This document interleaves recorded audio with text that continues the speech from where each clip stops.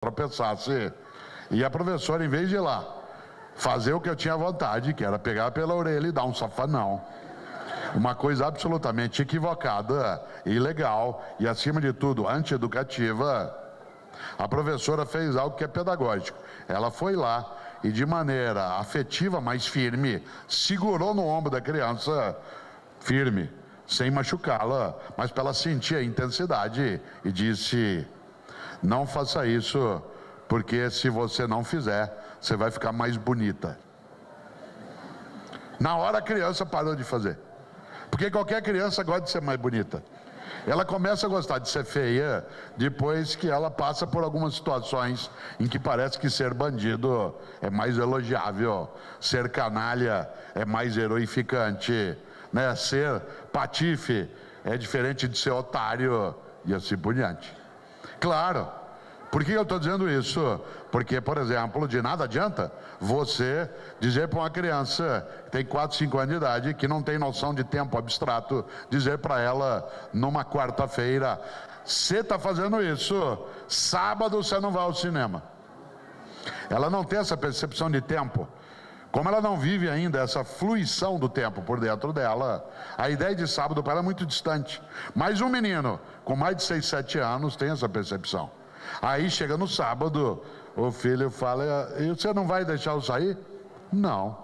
Mas e não dá para negociar? Sempre dá. Qualquer pessoa tem que entender que há uma diferença entre ser flexível e ser volúvel. Uma pessoa volúvel é aquela que muda de acordo com o movimento do vento. Uma pessoa flexível é aquela que é capaz de alterar o modo de ponto de vista e da ação. Ninguém que for educador ou educador de pessoas e de si mesmo pode ser inflexível. Não pode ser volúvel, pode ser flexível. A pessoa inflexível não é capaz de alterar. Posso eu negociar? Dependerá do nível, entre aspas, da infração. Devo eu manter quando a coisa é séria demais? Claro. Só que aí eu vou ter uma questão. Vou ter que aguentar o tranco. Porque na hora que eu disser não vai, ela pode reagir de vários modos. Ela pode gritar, se jogar no chão ou sair batendo porta. Aí você vai ver como é que você vai ter que usar o tempo para que você possa lidar com ela. Você, claro, vai ter que conhecer a pessoa com quem você está. Há pais e mães que não conhecem. Qual é o argumento? Eu não tenho tempo. Eu trabalho o dia todo, é verdade. A gente tem um tempo que esgotante no trabalho. Mas lembre-se de algo que a gente fala no livro: prioridade é uma coisa que não tem plural. Prioridade é uma palavra que não tem S. Se você disser eu tenho 2 prioridades, é porque você não tem nenhuma. Aliás, porque a palavra prioridade exige ser exclusiva. Você pode ter uma prioridade, resolver, e depois você vai lidar com outra. Qual é a tua prioridade em relação à família? Qual é o teu desejo? Eu preciso sobreviver, mas qual é o modo? Qual é a circunstância? Como é que eu estou usando o meu tempo? Qual é a minha prioridade em relação à família? Eu não tenho tempo de ficar com os meus filhos. Deixa um deles entrar no mundo da droga. E aí não é 1 hora por dia, às vezes é 1 ano, 10 anos. Essa nova geração exige de nós mais esforço, mais inteligência, mais capacidade. Vai ter que inventar.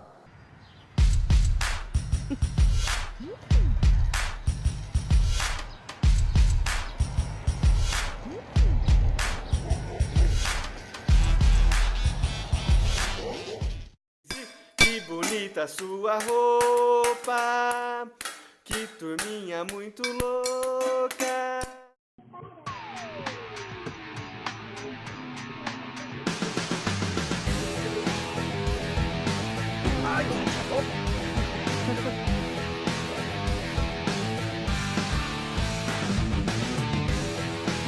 Pura tampa! Mas aqui, ó.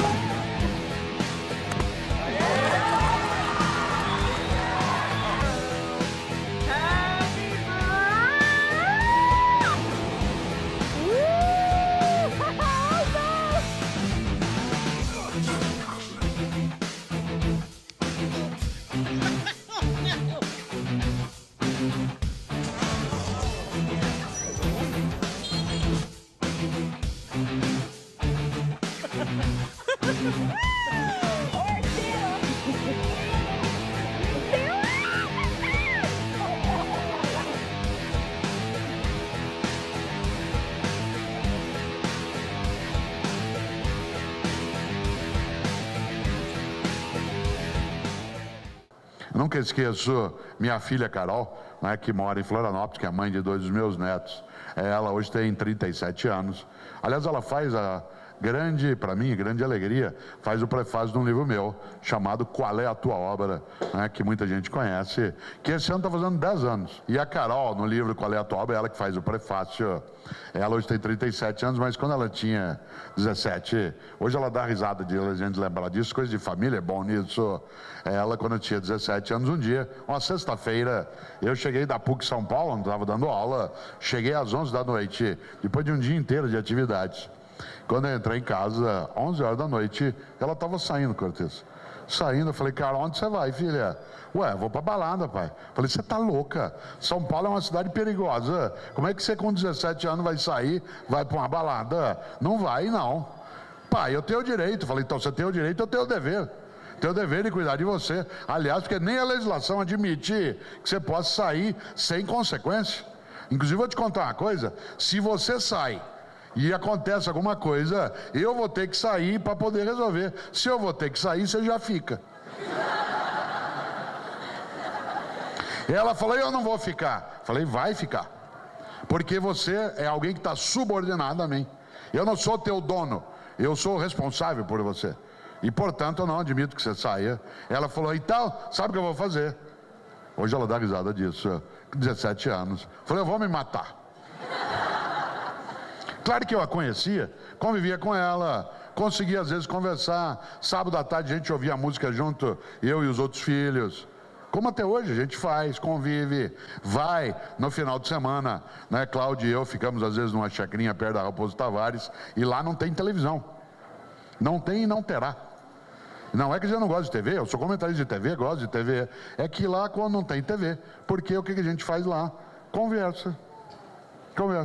Não tem e não terá. Quem for pego assistindo alguma coisa no tablet ou no celular, lava a louça sozinho. No primeiro momento isso irrita. Depois as pessoas percebem uma coisa inacreditável, que as outras pessoas também são interessantes. Olha que coisa. E aí eu falei, ah é? E como é que você vai se matar? Ela falou, vou pular daqui. A gente morava no 11º andar, num prédio. Eu falei, Carol, pelo amor de Deus, você não pula daqui. Se você pular daqui e cair lá embaixo, eu vou tomar uma multa do condomínio. É proibido jogar lixo no pátio do prédio. Atenção. Será que eu tinha medo que ela pulasse? É óbvio. Eu tinha pânico? Não. Não confunda medo com pânico. Medo é estado de alerta. Pânico é incapacidade de ação. Medo é estado de alerta. Você sempre tem que ter medo daquilo que pode ser equivocado, mas não pode ter pânico. Por exemplo, nesse espaço aqui, há várias pessoas que lidam com a saúde de outras pessoas. Tem que ter medo de fazer errado. Há várias pessoas aqui que são ligadas, por exemplo, à atividade de segurança pública, polícia militar, a área de segurança estrutural. Gente que tem que ter medo, mas não pode ter pânico. Eu pai, eu mãe, eu responsável, tenho medo. Mas eu não posso ser refém de uma situação em que a criança ou o jovem me ameaça e eu fico refém dele numa circunstância. Por que eu falei isso para Carol? Porque eu a conhecia.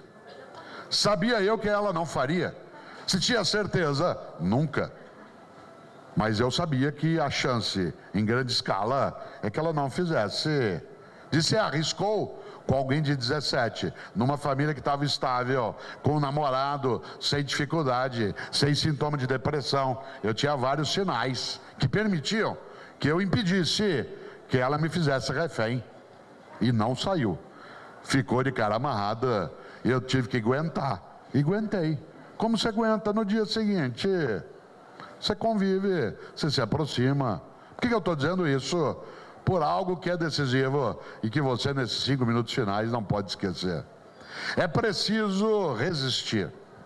E é preciso olhar a nova geração não como um encargo, ela é um patrimônio, cheio de vida, de afeto, uma geração que nos encanta, mas que não pode crescer indisciplinada, sem ideia de esforço, sem compromisso com aquilo que exige de nós a capacidade de não esmorecer.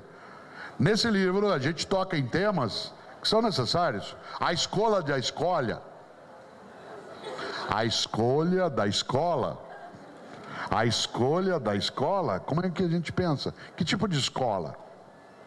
Qual é a escola? Depende do que você terá. Por exemplo, o André e a Ana Carolina, que são 2 dos meus filhos, quando eles terminaram o ensino fundamental, numa boa escola privada, que eu acreditava nela, como acredito, eles foram fazer o ensino médio em escola pública, no colégio, na época, escola estadual, né, Fidelino Figueiredo e Santa Cecília, e fizeram lá um ensino médio inteiro.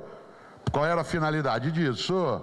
Que eles convivessem com outro tipo de circunstância. Quem eram os colegas dele na escola? Alguns eram filhos de professores, como eles, ou de médicos, mas outro era filho de ambulante, do zelador do prédio ao lado, e vai aprendendo.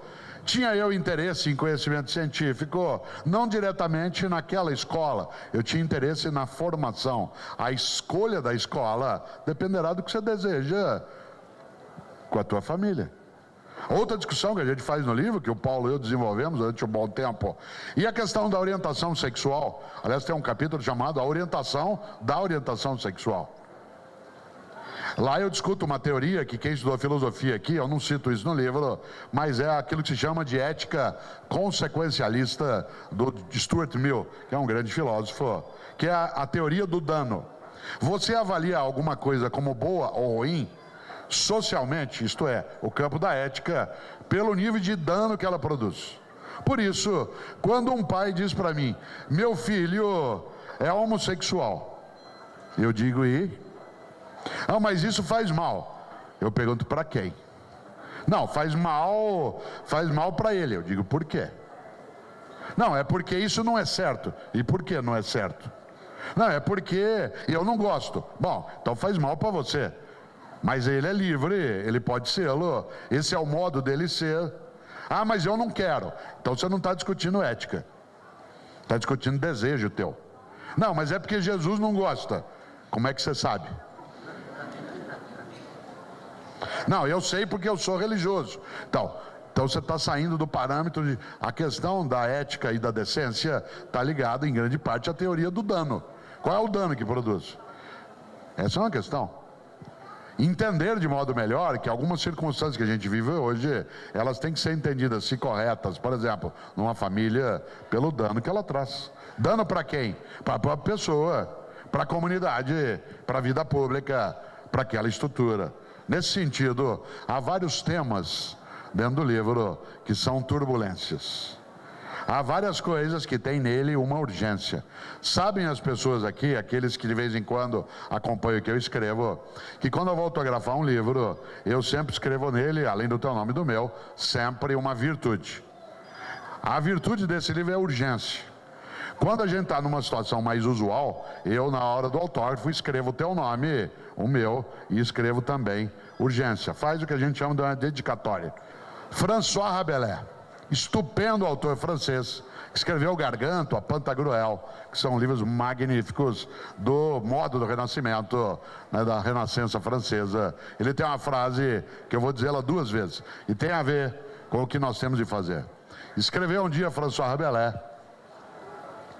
conheço muitos que não puderam quando deviam, porque não quiseram quando podiam. Digo de novo. Conheço muitos que não puderam quando deviam, porque não quiseram quando podiam. A gente quer, pode e deve, a gente faz. A família tem turbulências e por isso, para a gente não degradar o nosso futuro, não esterilizar os nossos sonhos, não desertificar a nossa amorosidade, é preciso de urgências. Obrigado. Lembre-se que você assiste as entrevistas, matérias e debates do Programa Diferente na íntegra em programadiferente.com e na tvfap.net. Siga também as nossas postagens nas redes sociais com a hashtag Programa Diferente. Comente, curta e compartilhe. Participe!